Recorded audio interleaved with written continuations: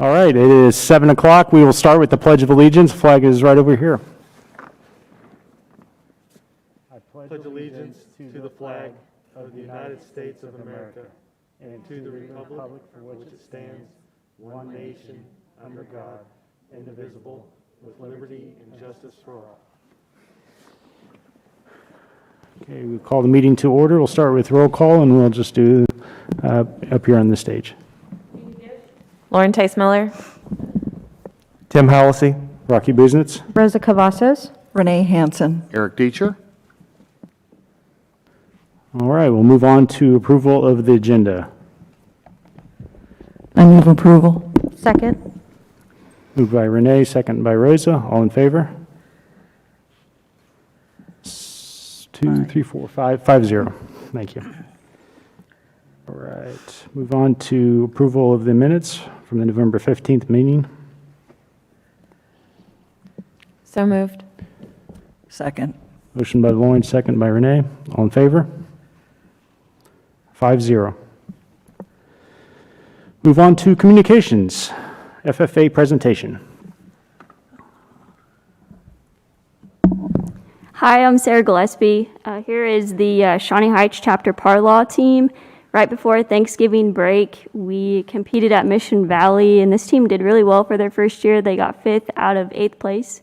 And so they have to do 10 parliamentary procedures within 10 minutes. So initially this team would have 6. We only were able to get 5 today, and they've kind of condensed it down to show different variety of Robert's rules. So I'll let them get started. The Shawnee Heights FFA meeting will now come to order. Is there any new business that needs to be brought before this meeting? Chairman, Yes, Colton. I move that we have an Ag Olympics. Second. It has been moved and seconded that we now host Ag Olympics. Is there any discussion or debate over this topic? Chairman, Yes, Colton. it would be an amazing experience for the FFA chapter to come together as an out-of-school activity, and it will give students a good opening for FFA. I encourage my fellow members to vote yes. Chairman, Yes, Dagan. I believe that we should hold an Ag Olympics and hold it in the back of the school because as of I see, there's a lot of open grassland, so we can play a lot of games and have a lot of fun to bring all the FFA members in the chapter together. So I encourage the members to vote yes. Chairman, Yes, Jacob. I think we should have an Ag Olympics and invite all the FFA or the current FFA chapter members, and we can do it during the springtime when the weather's more favorable for everyone, and we'll still be in school, so we'll have more members active. Chairman, Yes, Jackson. we should hold an FFA Ag Olympics in the summer because we could do more games such as hay bale tossing, hay bale stacking, and corn sack feeding. So, okay. So I encourage fellow members to vote yes. Chairman, Yes, Colton. I move to amend the motion by inserting the words "in the spring" at the end of the sentence. It has been amended. It has been motioned to add in the springtime at the end of this motion. So the main motion would now read to host an Ag Olympics in the spring. Is there a second? Second. It has been, So is there any discussion or debate over this topic? Chairman, Yes, Colton. with the weather being in the springtime, it'll be easier for us to play games, have more fun rather than in the winter. So I encourage my fellow members to vote yes. Chairman, Yes, Dagan. I believe that we should not hold the Ag Olympics in the spring because I believe we should do it in the summer whenever everyone's out of school, so no one will be worrying about homework and more people will want to go and get involved because the weather will be a lot nicer. So I encourage fellow members to vote no. Chairman, Yes, Jacob.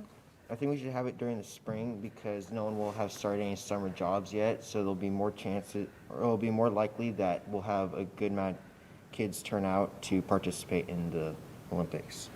Chairman, Yes, Jackson. we should hold this in the spring because we could do it over spring break so people don't have any homework to worry about and people are not going to be on vacation as they would in the summer. So I encourage my fellow members to vote yes. If there is no more discussion or debate over this topic, we will now come to a vote on this motion. The main motion would now read to host an Ag Olympics in the spring. All in favor, say aye. Aye. All opposed, same sign. Aye. Division. Division has been called and we will now come to a hand vote. All in favor of amending the main motion and adding in springtime, so the main motion would now read to host an Ag Olympics in the springtime, raise your right hand. All opposed, same sign. Amendment passed 3-1.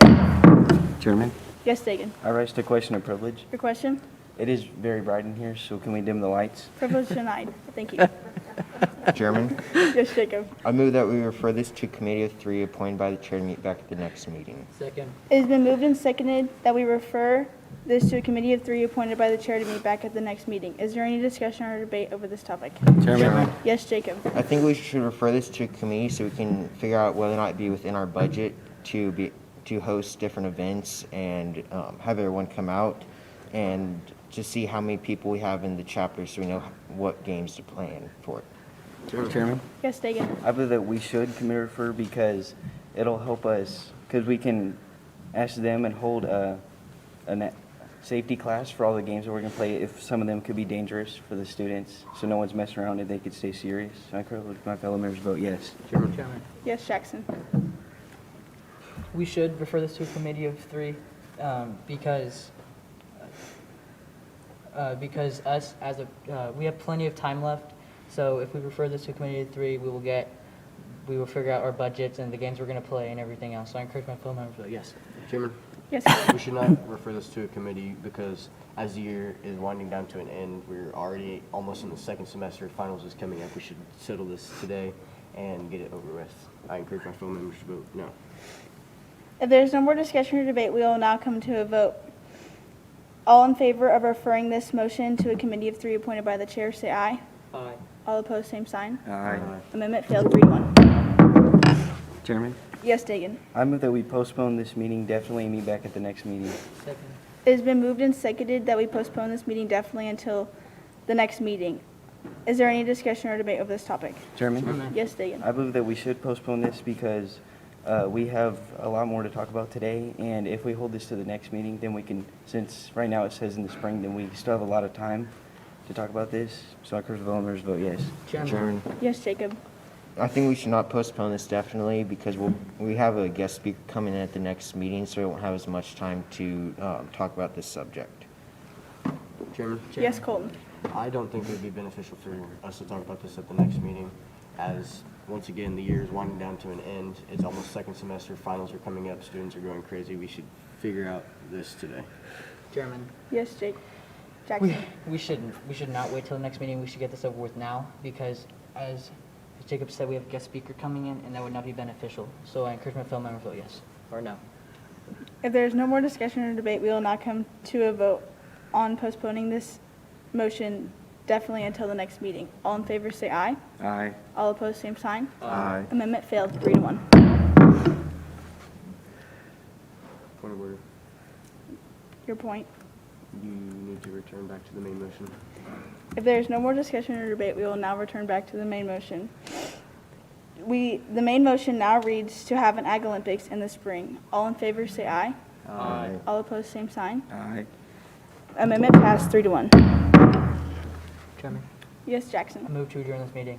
Second. It has been moved and seconded that we adjourn this meeting. All in favor, say aye. Aye. All opposed, same sign. Aye. Meeting adjourned.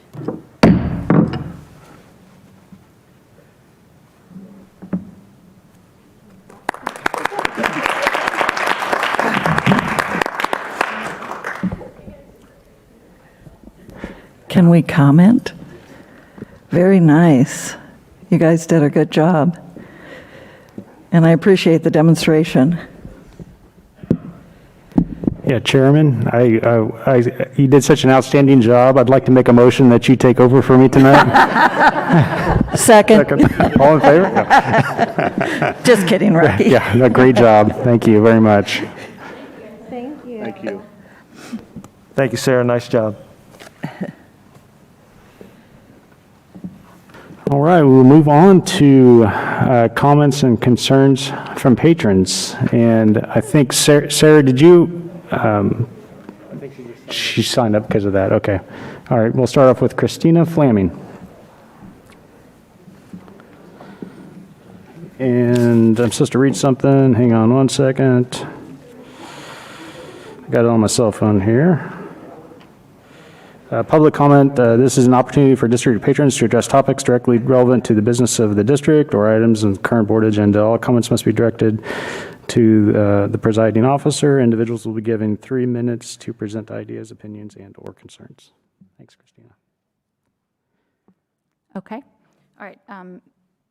Mr. Busenitz and board members.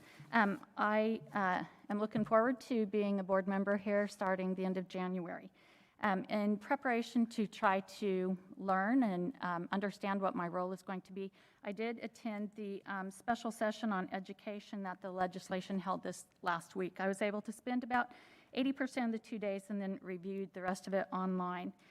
It was very interesting, and I would like to bring up some things because it will affect me as a board member and all of you in the school. There was presentations on sexually explicit books by parents from Blue Springs, and I got to speak with her after her presentation. She did say she thought this came through contracts with third-party vendors and that their school was not aware of what was in the books when they got them. However, photocopies of these books were given to legislators, and they appeared to be quite unhappy. And I believe there will be a move to make changes with that. A parent has presented me with Kansas Statutes 21-6401, which talks about promoting obscenity to minors. And then I spoke with someone in the state, and they said, look at 21-6402. That does give affirmative defense to schools, colleges, etc. But I've been notified that there is a move to make a change in the legislation. And so I just want you to all be aware of that I'm aware of it, and I'm going to be following that closely with the parents who are working on that. They've told me that they're going to do something about it. The second thing I'd like to talk about is CRT, and Board of Education member Ma said that there is no CRT in Kansas schools, but Representative Penn, he's a House of Representative from Wichita, and he is a parent, and he said it is alive and well in the other programs in the schools. And there is a statement that says, legislators signaled that they intend to work on ways to prevent CRT from being taught in Kansas classrooms. And I've heard from parents, friends, and coworkers that, yes, this type of stuff that is covered in CRT is being taught at Shawnee Heights. So that will be something that I am concerned with, especially since the legislation has stated they're strongly against this, and I firmly feel that there will be a change. I've already talked to one legislator who plans to introduce legislation against it come January. The third thing I just want to make a quick comment is the issue with the National School Board Association and the letter that was sent to the Biden administration about parents being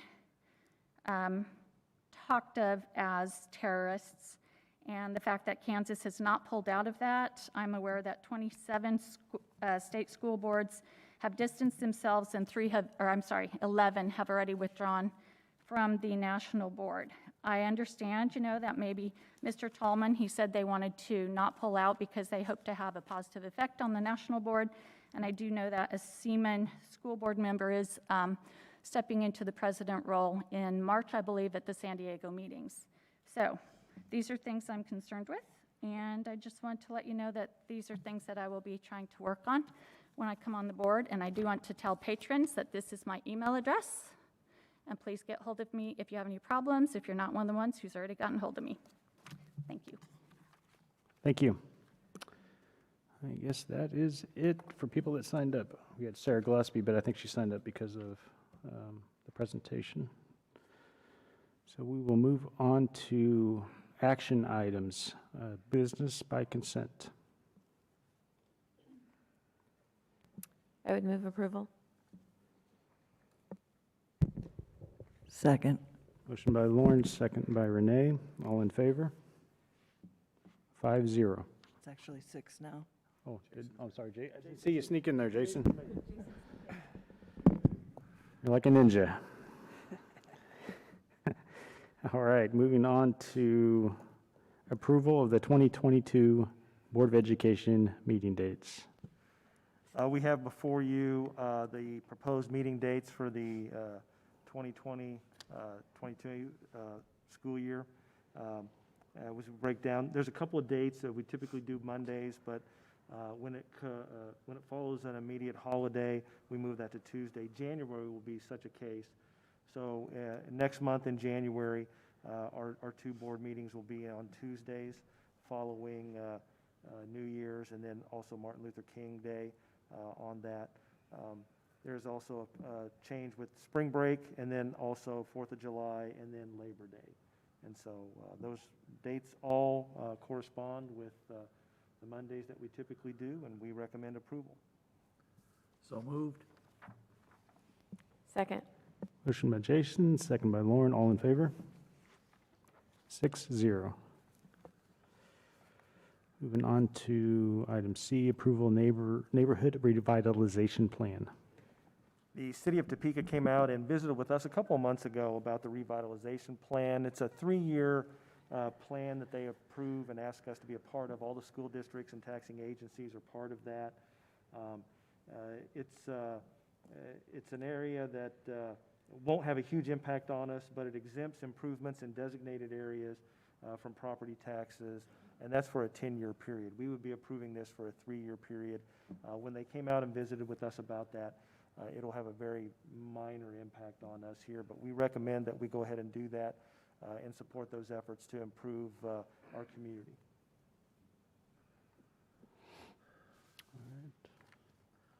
Move approval. Second. Motion by Jason, second by Eric. Any Question. Question? Okay, go ahead. Is this in regards to what Mr. Fyander presented to us, or is this different? I don't remember his name, Rosa, but that sounds correct. Okay. Yeah. All right, any other questions or discussion?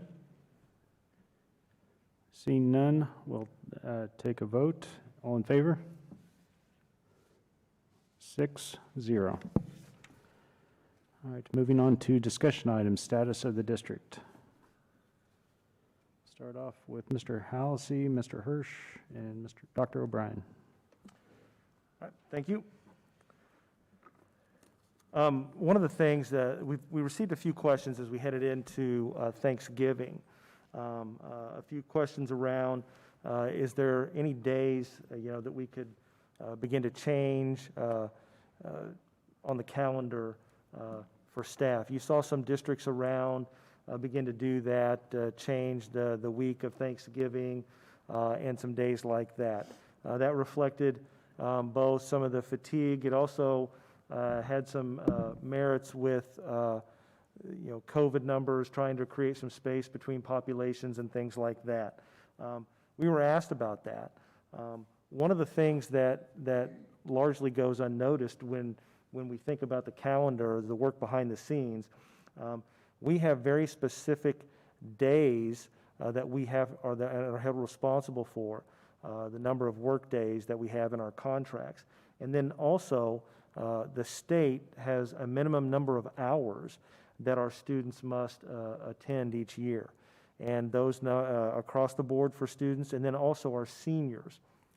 One of the challenges that we have is our calendar is very tight. We have a 190-day calendar, which is one of the largest around, and we squeeze that into August and the end of May. And so when you squeeze those numbers of work days in there, that's very tight. And it really doesn't give you a whole lot of flexibility with that. This year, our calendar was even tighter, through no one's fault, but the start of school, when we brought students in, like on the 17th, and the other thing is that when graduation occurs, we sign an agreement, we use the Expo Center with our fellow districts here in the county. That creates a very tight window specifically for our seniors. And when you look at the number of hours in this year, and our calendar changes over the 7 years as the days move, when you look at the tightness of this year's calendar, we are right now technically 3 hours over the minimum number for seniors. So that makes it very difficult for us to change the calendar or make changes like that. We all know that winter's coming up also. It's been really nice and we've been able to enjoy great weather and dry. That will not continue we won't get through January and February that way. But as soon as we have a snow day, we're going to be a little short of hours. And it's going to be difficult for especially Mr. West to work around that and find enough minutes and time. If we have to use a couple of snow days, we may have to look at flopping some PD days into attendance days, and then moving those to the end of the calendar after graduation, and then taking off a couple of days at the end and making those work days to balance out the work days and attendance days for students. I mean, that's how tight the calendar is. So there's no real way for us to make large adjustments on the fly to the calendar, especially in a year like this. But we can look at making some adjustments and building a thoughtful calendar for next year and building in some things and maybe some additional flexibility. It's still tight because of the number of days that we have, and those are all good things. We get to work with kids a lot of days, and as well as teachers. But we'll have to look at that and move forward with that calendar, and we'll be working on that here coming up pretty shortly. And we'll see what we can do about building in some of those built-in breaks on some of those holidays and after some work days, so we can hopefully have a more thoughtful and flexible calendar moving forward that'll give us a little space in case we have days in which we can't be here because of weather or other events. Our COVID numbers jumped today. We caught up with Thanksgiving. In fact, they basically doubled. The number of positive cases doubled, as well as quarantines almost doubled. We had today we had 26 positives and 59 quarantines, so that was a jump. Out of a couple of interesting stats with that though, out of the 59 quarantines we had, 4 of those were from school exposures. So again, teachers are doing a great job, principals are doing a great job creating as much space as possible. Parents are doing a nice job. If their students aren't feeling well, they keep them home. Everybody's contributing to keep our numbers as low as possible, so we appreciate those efforts. We've also talked about we have not had any school-based exposures that turned positive. That changed. We have had our first one, but that also speaks very highly as to the mitigation efforts that we have in place to go almost half the year and not have any of those turn positive. Has been just a Herculean effort on people's behalf, and so we appreciate those efforts as well. Last thing, this Friday, we will meet with the Shawnee County Legislative Delegation. All 5 districts in the county come together to advocate for education. We will be working on that. We will hope to have an open and honest discussion about education and how that impacts, and we will answer their questions. 2 important areas that we will talk about with legislators that are really critical for Shawnee Heights and our community. Number 1 is to fix the bond and interest state aid formula. That changed 6 years ago, and that will have a huge impact on us moving forward, and any district that may have to, that are getting full and may have to look at expansion and a bond issue. The other one is fiscal support of special education. Special education is supposed to be funded at 92%. This year, we are estimating that we will be funded at closer to 68% of excess cost. The real cost to Shawnee Heights is about $2.2 million of our general fund we have to take out right off the top to make up for the underfunding of special education. And so because those services are contractual obligations between us and students with needs, and those have to be taken care of first. So there is a huge fiscal penalty for not fully funding special education when we would like to see that addressed. And so that is one of the things we will advocate for because after all is said and done, those are our state's most vulnerable people, children with special needs. And so we will talk about those 2 issues specifically, and those have a huge impact on Shawnee Heights and our students and our community at large. So that's what we'll be working on this week. I'd be glad to entertain any questions. I have a question. I seem to remember you saying in the past that that number is going to continue to decrease unless there's some changes that are made. So is that correct? Yeah, we believe it will. The percentage will continue to decline of covered cost as those needs and the services that we provide become more expensive, simply through people become more expensive, any equipment, those kind of things just naturally rise over time. That will push that percentage down, Renee, and it will cost us more, that we will have to cut other areas of general education to pay for that. And is that because of the way that the legislature has been funding us? Or has changed the way that they fund us? Actually, the changes to the formula that were brought about by the Gannon case were actually really positive and good. Okay. Those worked out. It's just they haven't funded special education at 92% of excess cost, I think, since 2011, maybe.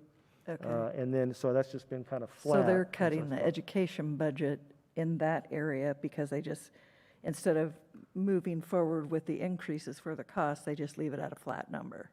That is correct. That has stayed flat. So while we've gotten increases for Gannon and base state aid per pupil, it comes in one pocket and then it comes right out the next pocket to cover the cost of special education that increases and is uncovered. Okay. I just thought other people might be interested to know why. So is this something that you would recommend us starting to send information to those legislators that are on the Education Committee? Certainly, and they are aware of it. I don't know, there was a lot of talk last year, Rosa, about fixing the bond and interest formula. I know that they already had a good plan to do that. I do not know their feelings about the special education side. It was brought up by KSDE at the hearings, so they are well aware of the cost of that. It certainly doesn't hurt to advocate and let them know that we are supportive of that, and then also talk about the impact of what it does force us to do and some of the decisions we have to make up for that shortfall in special education funding. Okay, thank you. Looking at the calendars for us, because I know this is going to be a question, for our school year and for the Lawrence School, because they're the school district that started those extra 2 days. Did they just built in some extra days in their calendar? Because they seem to have started a week later than us, but they do go a little bit longer than us. So I'm just trying to compare the days and hours, I guess. It's really hard to compare. Okay. Because you're exactly right. So it'll come down to the minutes that you go each day. If you're at a smaller district and you need to add minutes because you're running short, it's pretty easy to add 7, 8, 10 minutes a day to your average attendance day, and then that accumulates pretty quickly. If you're at a large district where you run secondary bus routes and then immediately turn around and run elementary bus routes, then that makes it really complicated. It's also complicated because we're looking at kindergarten through 11th grade, and then seniors are a little different. It's also, it makes it a little tougher for us because of when we graduate and use the larger facilities so our families can participate. So when you start to break down below the surface, also some districts have 184-day contracts, some have 179-day contracts. Ours is 190.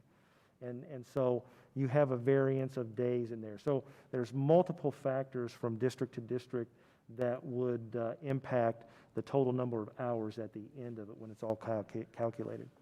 Thank you. The meeting that you're having on Friday with the legislators, what time are you having that? 10 to 10:30. Okay, very good, thanks. Any other questions for Mr. Halsey? Okay. Mr. Hirsch, you're up. I take full blame for the calendar.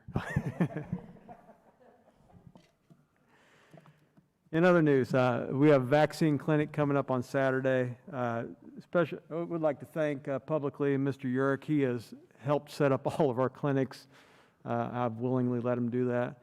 And, but we've got one Saturday, and we'll do that with KDHE. And we thought a Saturday would be great, just enable parents to bring their younger kids. When it's the older kids, it's not so bad. They don't have to have their parents with them, but these younger ones need their parents with them to have the shots. So appreciate his assistance on setting that up. Be at 1 o'clock start time on that, I believe, right, Mr. Yerk? 1 o'clock, got it. In the hiring front, you'll notice paras have been in and out a lot. So I did want to say a little bit about that. We've all been very aware of it. All the principals here have dealt with this. This year, every year we have a number that leave and come, but this year's been a little more drastic. So we are watching that, just so you know, and looking at how we do things. One of the things we're finding with our paras is some of their demographics are changing a little bit. You know, I think as we traditionally looked at paras, you always thought of the mom who was wanted to have a job where she'd have the same schedule as her kids and summers off and vacations off. That's not necessarily the case with all our paras anymore. We have a lot of younger ones coming in. Some of them are in college right now, so they transition in and out by semester depending on how their schedules are. Some of them are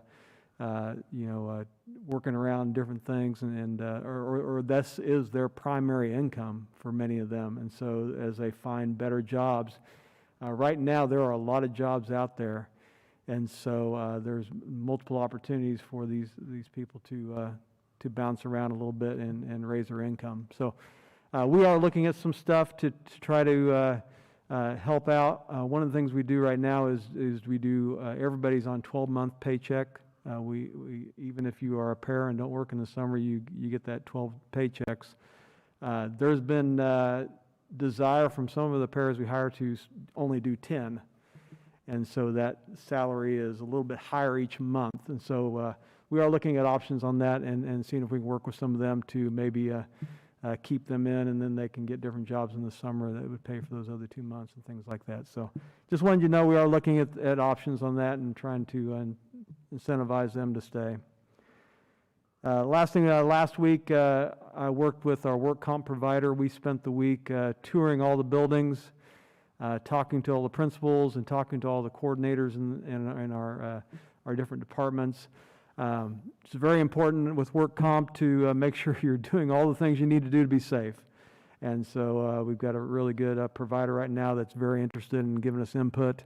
And so they will give us a lot of written input that we will look at and see what we want to take place to improve our work practices, our protocols, just the safety measures around our buildings. So any questions?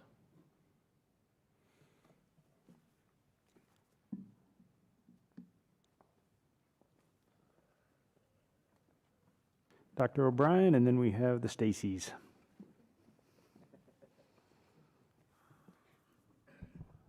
Good evening.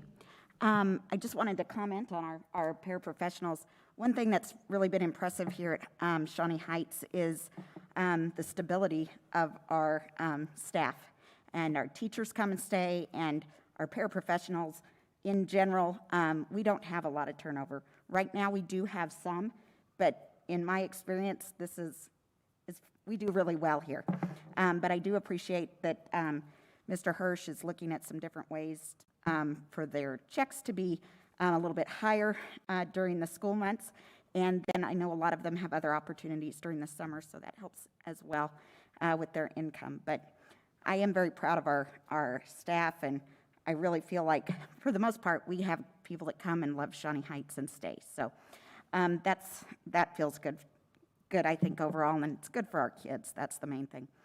I'm going to make the rest of this pretty short and sweet. We adopted the Wilson curriculum, reading curriculum, at the end of last year for our Tier 3 reading intervention. And at least in the special education classrooms, we're seeing some very significant gains. Teachers are really excited. They're asking for the next level of the curriculum for their students. And we're just really pleased with what that looks like. right now, so we'll continue to monitor that. But when teachers are emailing and relaying that information and asking for additional materials, we're just really excited. So we're going to look at that closer as we go and see how that's translating to our reading intervention groups outside of special education, but we're real excited about that. So do you have any questions? All right, thank you. Thank you. Stacy Bell and Stacy Giebler. Good evening. In front of you, you should have a sheet that says what's ESSER funds and, or what are, ESSER funds. And every so often I've come to the board throughout this pandemic and gone over what we've spent our money on and how we're using that and how we're planning to use it in the future. So Mr. Hallisey found a school district that broke it down similarly to this format, and I thought it might be helpful for us to look at it as a district. It is interesting if you take all of the money we receive through ESSER, not Spark, but just ESSER funds, including the SPED ESSER funds, and you take that divided by the 3,700 students we have for 4 years, that equates to $1.86 a day that we get per kid.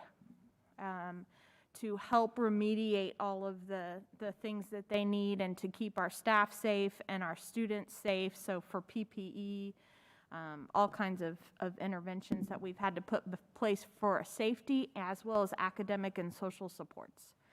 So if you'll look at that, I added up all of the Sr1 funding. So that includes the money that we receive for Sr1 and Sr1 SPED. And I broke it down by fiscal years. So in 20, we just had a really small amount, and that was because we were spending our Spark money. If you remember, that was about $837,000. I reported on that a while back. And then we started moving into our Sr1 funds, and our fiscal year 21, we spent $328,000. And you can see listed in there some of the things we spent on that was replacement of books. The books were getting a lot more wear and tear from going and coming back to school, versus a lot of those were classroom sets that stayed home or stayed at school and were safe. And so we just needed to do a lot more replacing than we normally do.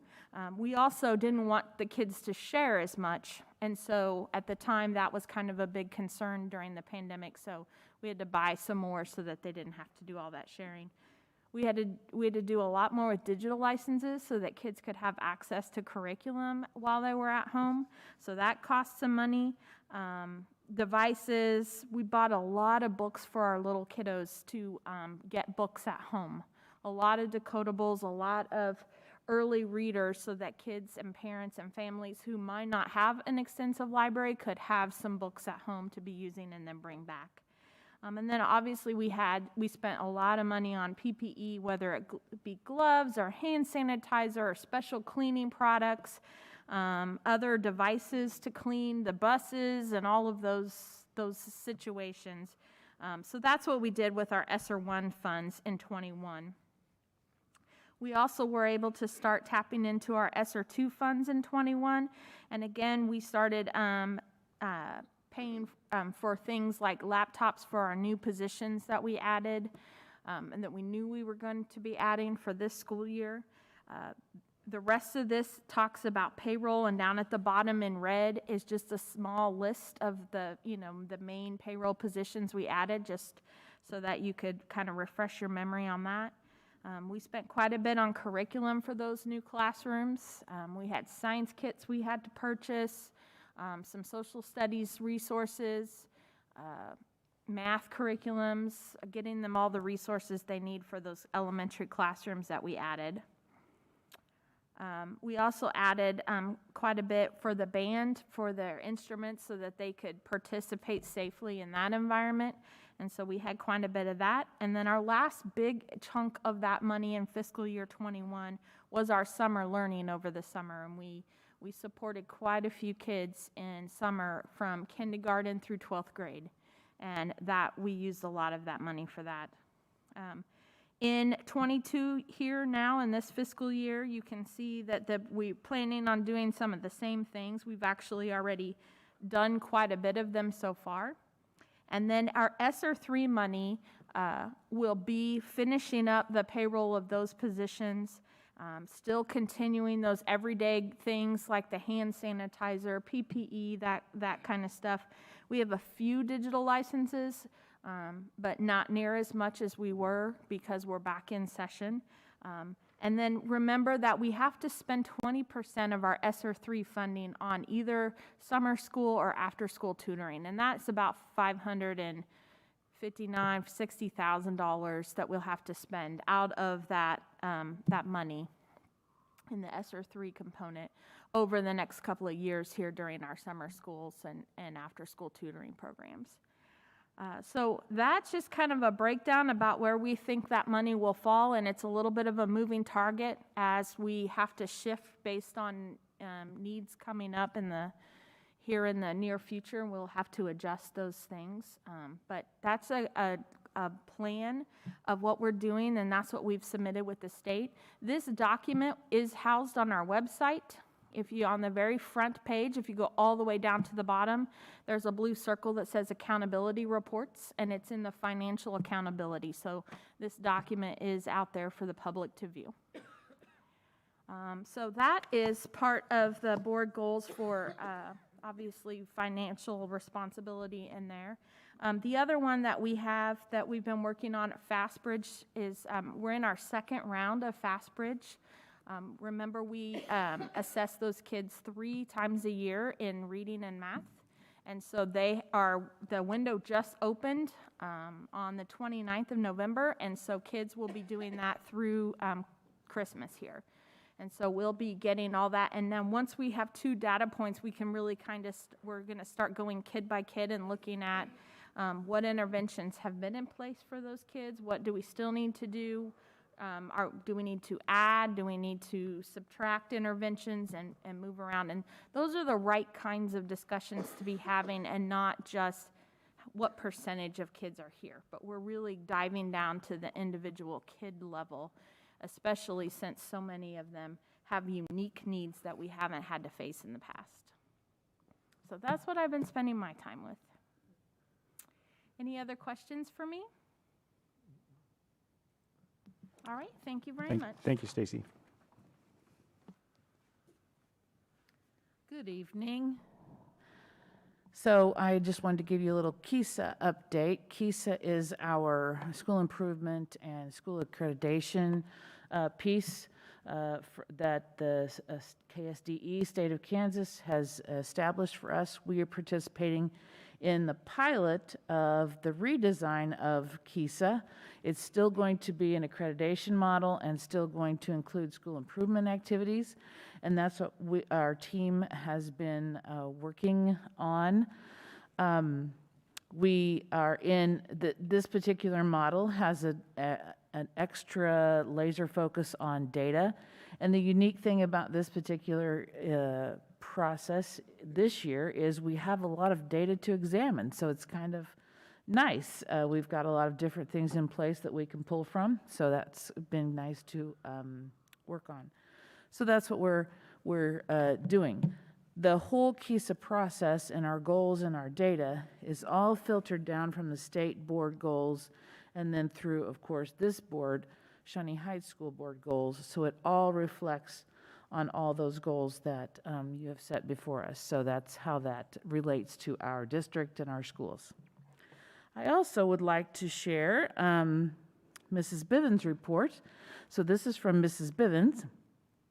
Sorry, I'm not in attendance this evening. This is Nutcracker Performance Week for my daughters, and tonight we are celebrating my soon-to-be 5-year-old's birthday.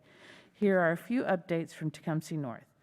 The Tecumseh North students raised over $2,000 for United Way. Reverse Veterans Day parade was a success. They had a lot of thank you notes, and the leftover thank you notes were taken to the VA. We held our first Panther Pride meetings since February 2020.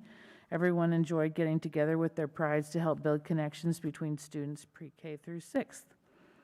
The staff celebrated American Education Week with a Spirit Week and daily activities that aligned with Wicker, which is reading all those strategies that are attached and embedded in AVID. Tomorrow begins our staff celebration of 12 days until Christmas break with chips and salsa, so I'll be going over there.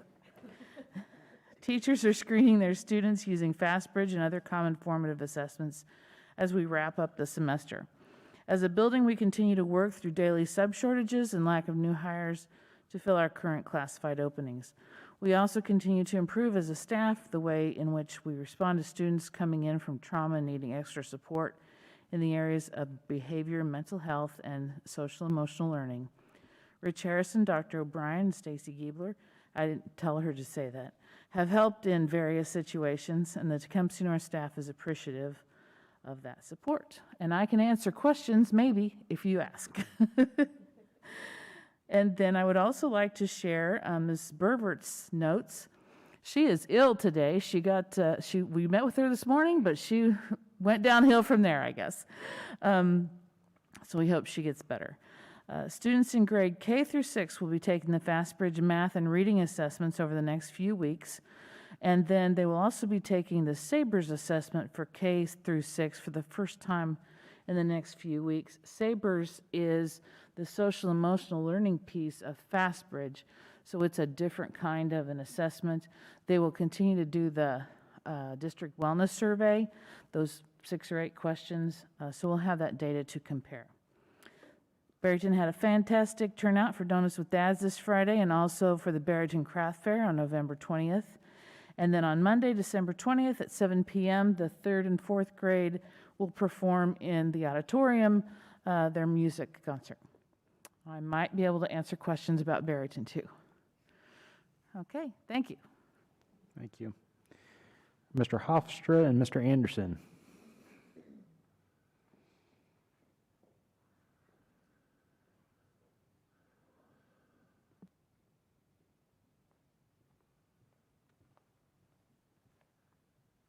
Good evening, everybody. I just wanted to give a quick report on the stormwater runoff project on the south end of the building. It's been going pretty well. Of course, we've had some really good weather, but the last week or so, the contractor had some employee absences due to illness. So the last week to 10 days, they haven't got a lot done. We do have our regularly scheduled progress meeting tomorrow, so I'll find out more how that's going to affect the substantial completion date. Again, that date is supposed to be January 1st when we wrap that up. But if they do end up missing that by a couple of days, it's not going to affect the educational environment or anything because it's just all outside. So that's a good deal. Other than that, it's just business as usual. And we're just watching the weather. We've heard snow a couple of times in the long-range forecast. So we're trying to prepare for it, even though we're not wishing it, but we're still trying to prepare for it. So that's all I've got this evening. Thank you. All right, after Blair, we'll have Mr. West.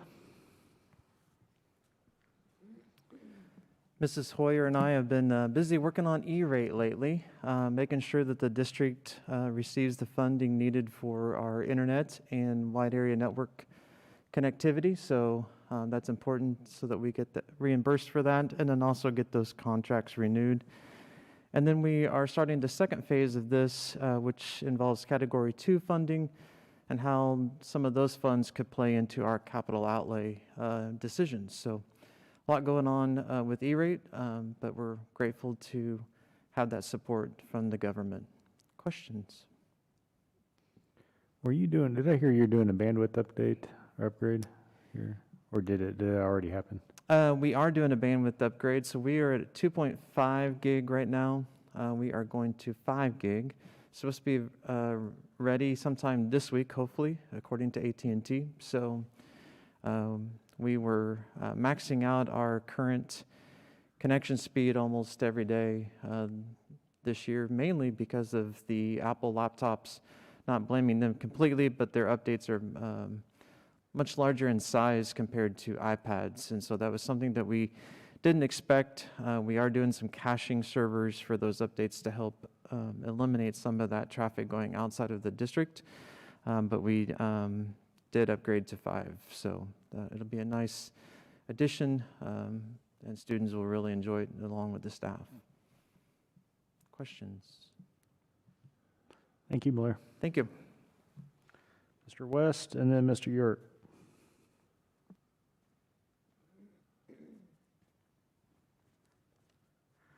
One of the major initiatives we started this year was the Workkeys Assessment. And since the last board meeting, we gave about a little over 500 Workkeys assessments to our juniors and seniors that participated in those. At the same time, our sophomores and freshmen took the PSAT. A few of our sophomores did take the Workkeys as well. And I'll spend a little bit more time when we do our site council report on the Workkeys assessment. But I will report that we had over 90% of our juniors and seniors that took the assessment earned some sort of certification. Over 70% earned at least silver certification, and over 40% earned at least gold certification. The top 2 scores that you can get are the certifications are gold and platinum. So our students did well. They exceeded the national average when compared over many years of not only students but also adults that are out in the workforce as well. So they did well. Among the major uses for this assessment is as an admissions piece for the Washburn Tech, so we're kind of excited about that. One of the ways that we gave our students a little bit of incentive in order to do their best, give us their best effort on this test, was to offer them an opt-out of a final of their choice if they earn a certification. So again, it's pretty exciting to say that 90% of our juniors and seniors who took the test get to choose to opt out of a final. And it's been kind of fun to watch that happen and watch their wheels spin as they look and see in what way they want to do that.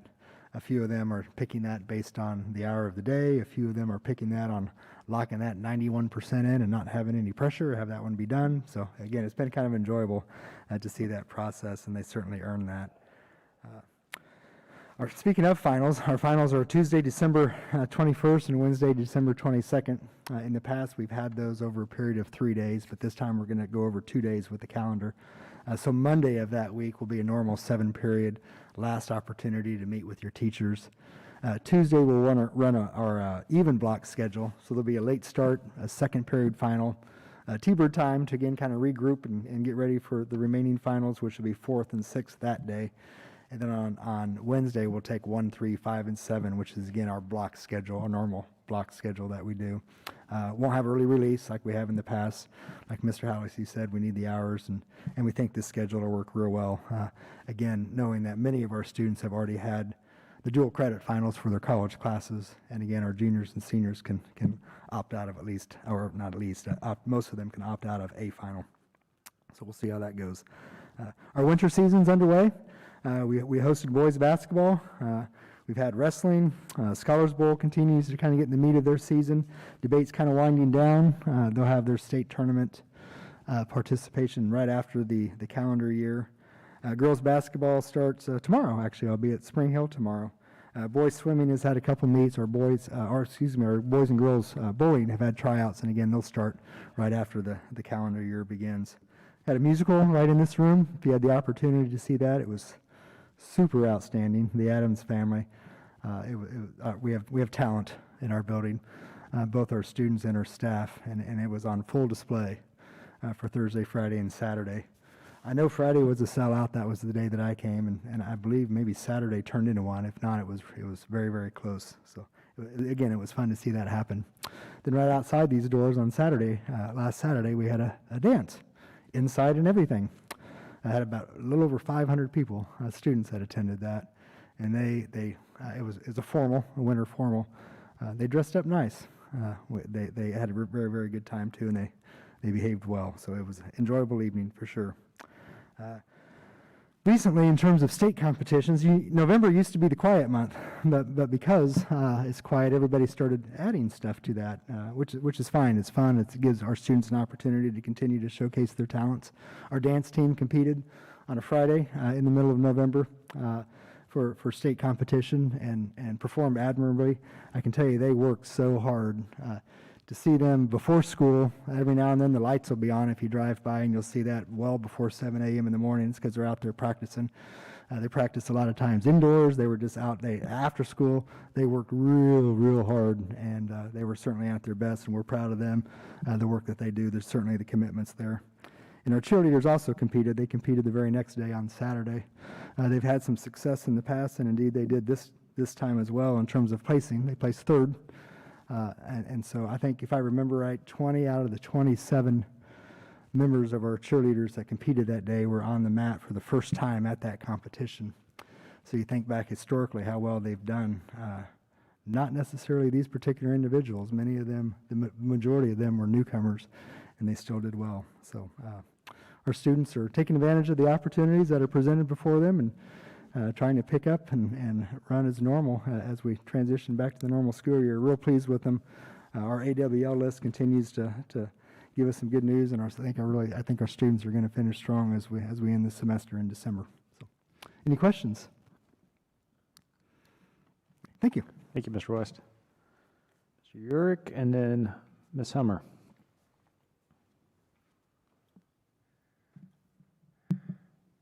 Good evening, board members. I recently met with the middle school site council, which is a fantastic group of adults. We started with something we don't usually have, and that's a presentation from our students. Gina Soba and her principles of engineering students gave several very thoughtful and well-practiced presentations on mitigating the sort of undesirable condition behind the middle school for parent pickup, where it's a little bit like those vehicles they drive in the Mad Max movie back there.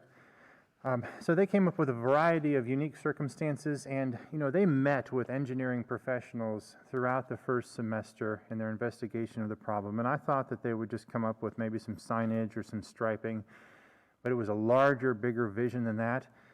Most of them came to the inescapable conclusion that the reason it's very difficult to exit the middle school, high school campus is because there's no left turn lane on Shawnee Heights Road, which makes it very difficult to leave campus. If you can't leave campus, then that bottlenecks parents who are trying to depart the middle school, and the whole thing gets backed up. So I was very interested to watch those kids come to that conclusion under the supervision of engineering professionals such as Mr. Eric Deecher and his colleagues. And I appreciated that. So they gave those presentations. It was well received by the site council. There's going to be a handoff from the semester 1 to semester 2 students. They'll give each other some information, and so they'll just pick those projects up and continue that service learning journey.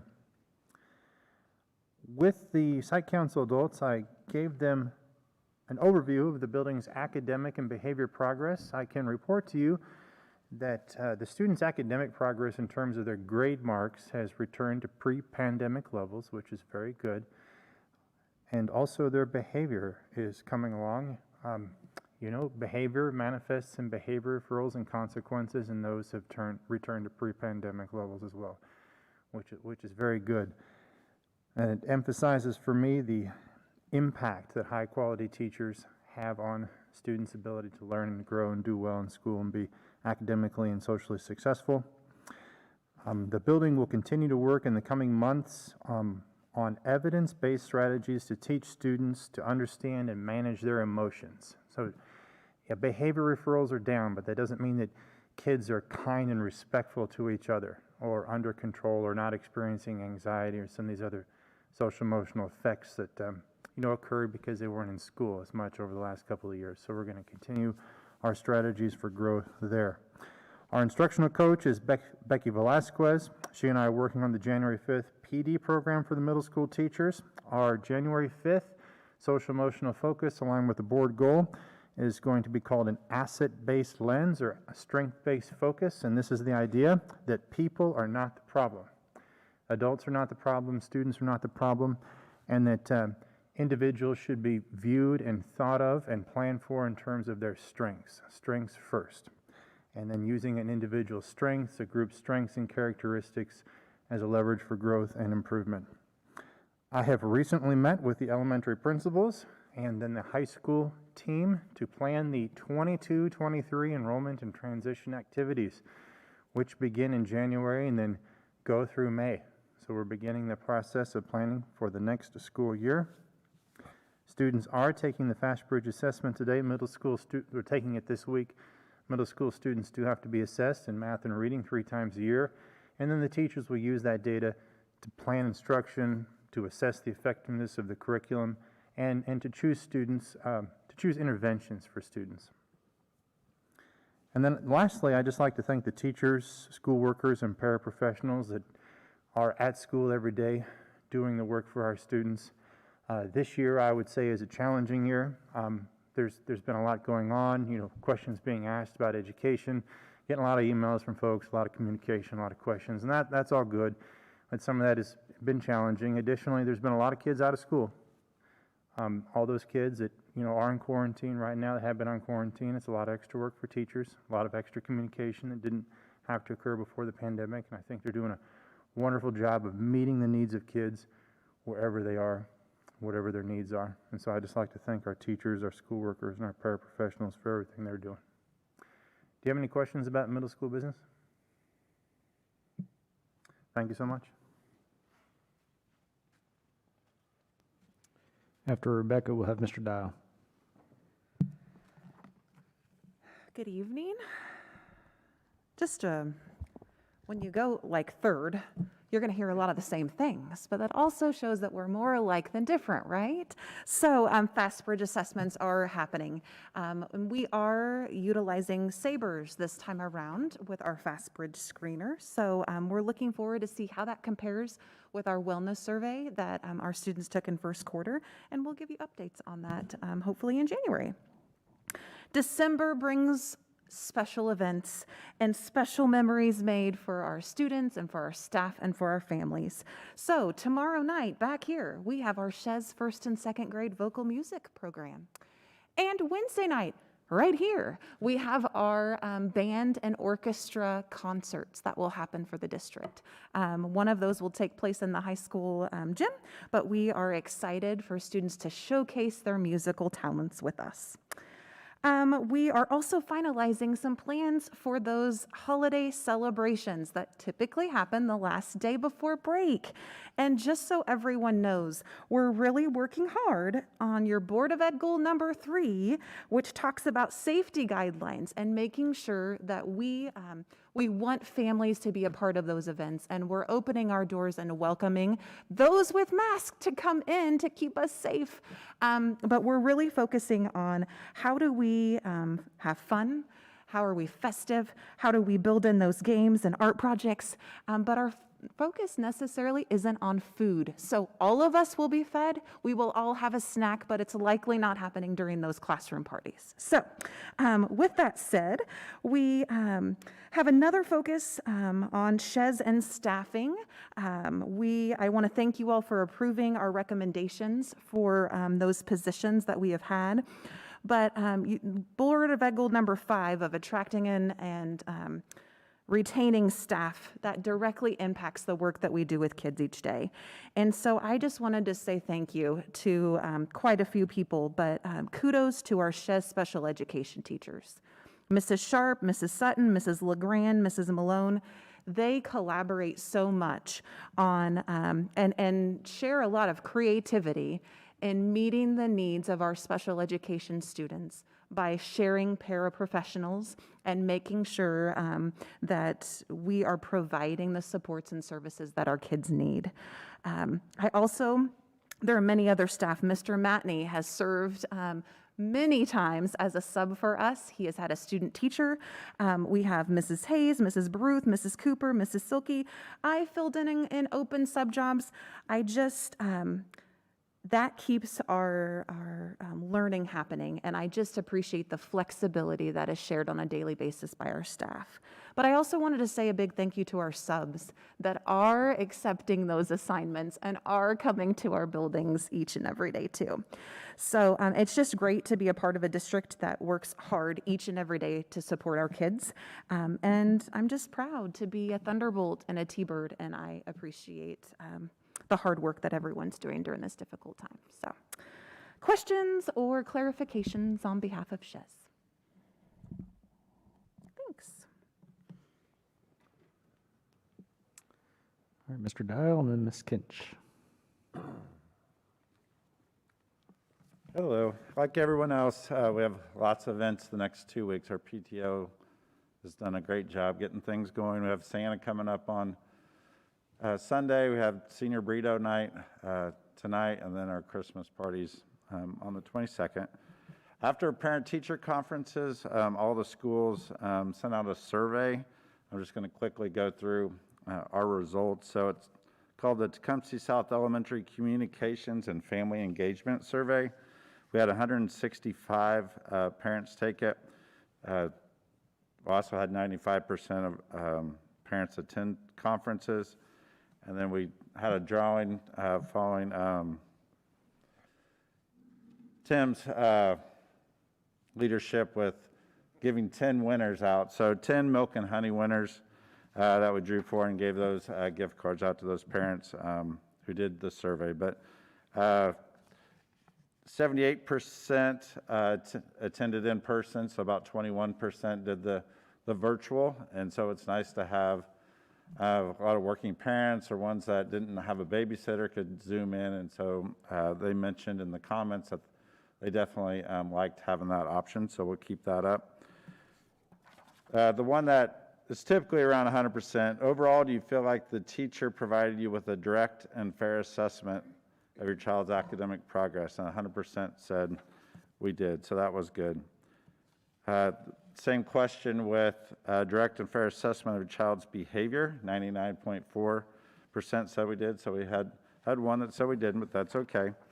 Well informed regarding my students' academic progress. So it's a rating of 1 to 5. 1 is strongly disagree, 3 would be kind of the neutral, 4 and 5 would be strongly agree. 97% said they agree or strongly agree that they're well informed regarding their students' academic progress. 94% agree that they know about the students' programs, meetings, activities, and events.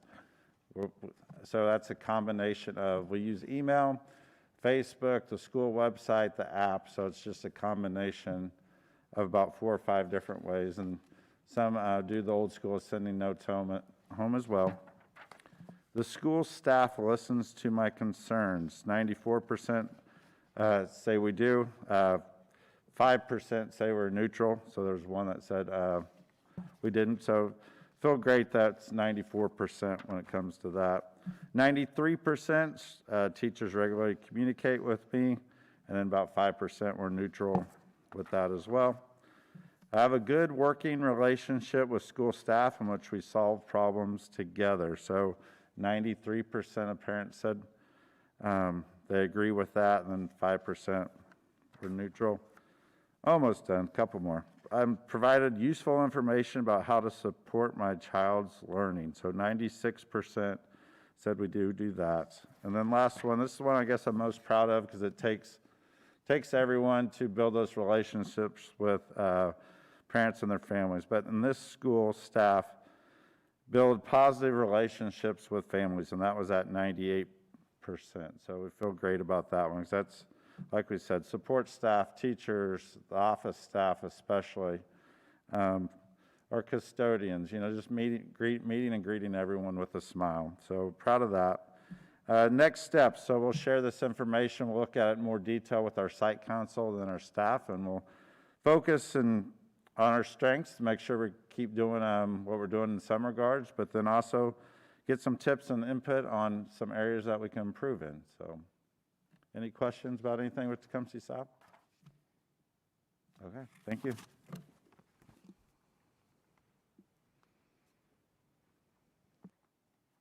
Good evening. I'm just going to echo Mr. Hofstra and say it's just been business as usual. Not a lot of new things for communications here. I've just been able to catch up on some things that's been on my desk for a while. December is kind of a unique month where we don't really have any school appreciation or holidays per se, but in January we have a couple, including School Board Appreciation Month, so look forward to that. But was there any questions for me? Thank you. We'll now move on to questions, comments from Board of Education members.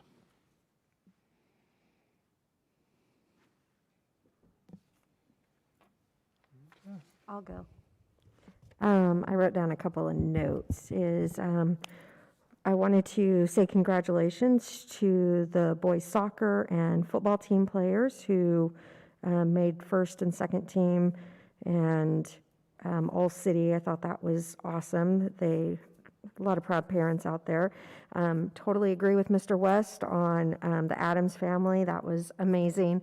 Absolutely loved it. The orchestra concert just got me in the holiday spirit. It was awesome. I loved it and just loved seeing everybody on stage.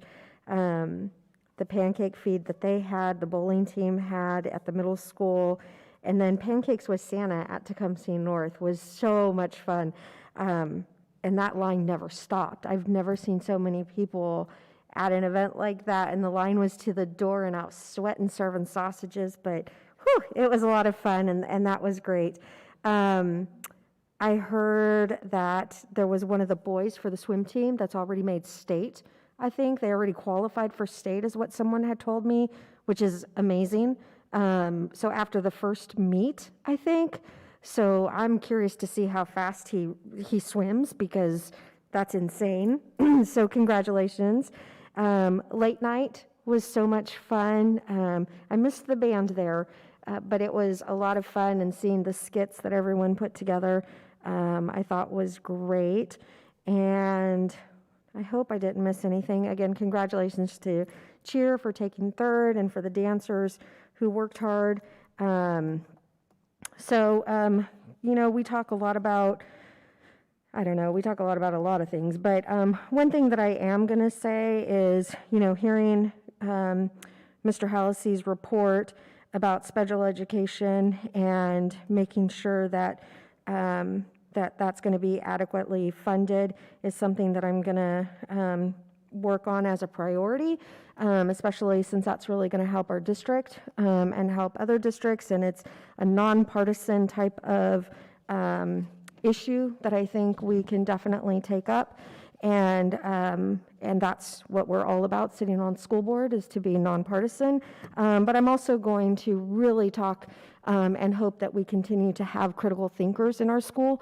That's very important. I think that our teachers and our staff has done a really great job of making sure that our children come out as critical thinkers, and so I'm definitely gonna fight for that as much as possible, and to make sure that we are making every child feel included and welcome to our district, as one of our goals states clearly in our board goals. So I just felt a very high need to say that, and if you have any questions, you can email me at my website. So thank you. All right. Anybody else? Yeah, I'll just echo a lot of what Rosa said, as far as we have so many talented people here in the district, and it's so nice to see so many of them getting the recognition they deserve. Mr. Dial, I saw your daughter signed a scholarship, so congratulations on that. A lot of hard work and a lot of recognition that's well earned and deserved by so many of the students. Let's see. If there's no other questions or comments, we will move on to item C, executive session for personnel. And what do we need, 15 minutes? Okay. So I move that we go into executive session to discuss confidential employee information pursuant to non-elected personnel exception under Kansas Open Meeting Act. And the open meeting will resume in the boardroom at 8:30. Second. Motion by Rocky, second by Eric. All in favor? 6-0.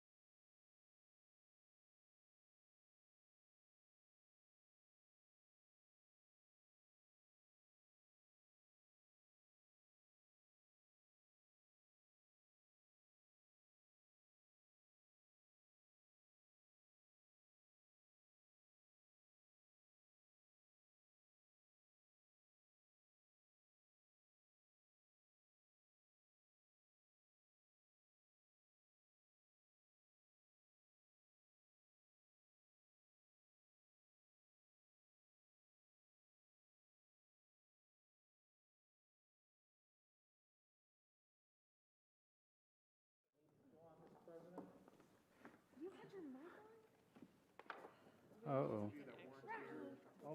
Nobody could hear that. See what? Oh, thank you. Tiffany, not our Tiffany. Do we, Tiffany. do we have to make a motion to?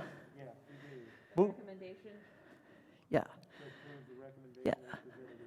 I'm so moved. Motion by Renee, second by Lauren. All in favor? 6-0.